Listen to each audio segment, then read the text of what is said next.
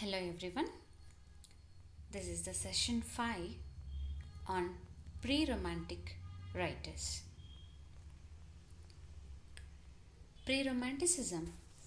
Rousseau's ideas of liberty, equality and fraternity were not only the key terms of the French Revolution, these were also the terms of romanticism behind the life force.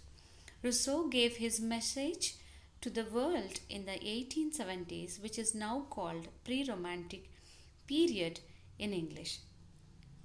It is a cultural movement about Europe from the 1740s onward.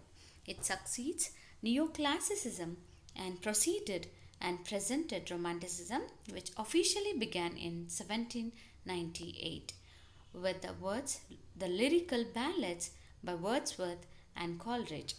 Important writers of the age as followed: Thomas Gray, William Cowper, William Blake, Robert Burns, and James Thompson.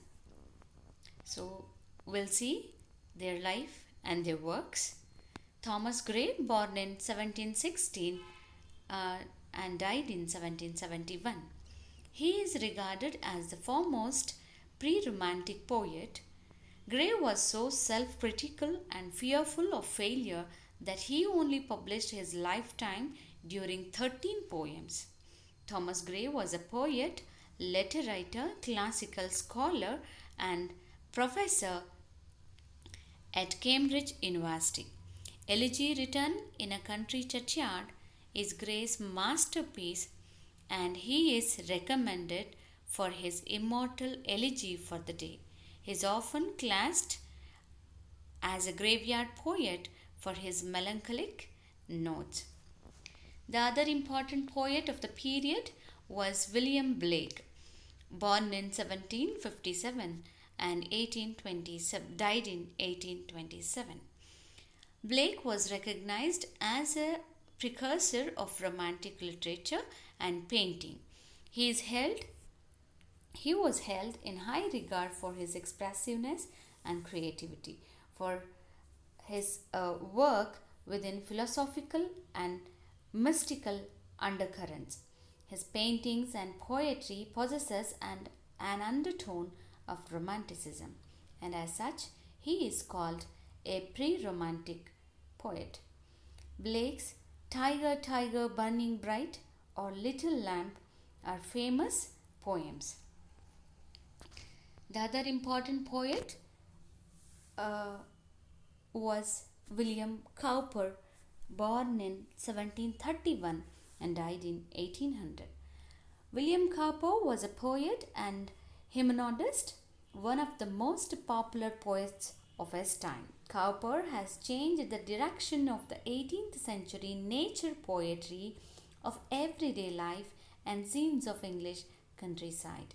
Samuel Taylor Coleridge called him the best modern poet. His poem, Light Shining Out of Darkness, gave the English language the phrase, God moves in a mysterious way to his wonders. In Olney Hymns, Walking with God, he wrote, God made the country and man made the town. The sentence has become a slogan for environmentalists and naturalists in the late 20th century. His Robert Burns, other poet, 1759 born and died in 1796. Robert Burns recorded and celebrated aspects of farm life, regional experience, traditional culture, das culture and distinctions, and his practice of religious practice and belief in such a way to transcend, becoming the national poet of Scotland. Yes, Bangs and Bras, O Bonnie Doon is a Scottish song. The song is immortalized by Robert Burns and Rabindranath Tagore. Robert Burns is also remembered for his beautiful song, My Love is Like a Red, Red Rose. Here comes James Thompson, who was born in 1700 and died in 1748. He was a Scottish and British pre-romantic poet and playwright. Thompson studied at Edinburgh University and became a member of the Grotesque Club, a literary group. His famous works are The Seasons, To the Memory of Sir Isaac Newton, Liberty, Rule Britannia, The Castle of Indolence, etc. He published his masterpiece, a long blank verse poem in 4 parts called The Seasons. Winter in 1726, summer in 1727, spring in 1728. He published the whole poem including autumn in 1730. The Season was the first sustained nature poem in English and concludes with a hymn to nature. The work was a revolutionary departure. Its novelty lay not only in subject matter but in structure, plot, or other narrative device that unifies his audacity, defining the Aristotelian criteria of defying the neoclassicist critics. And these are the references which I have followed. Thank you, one and all.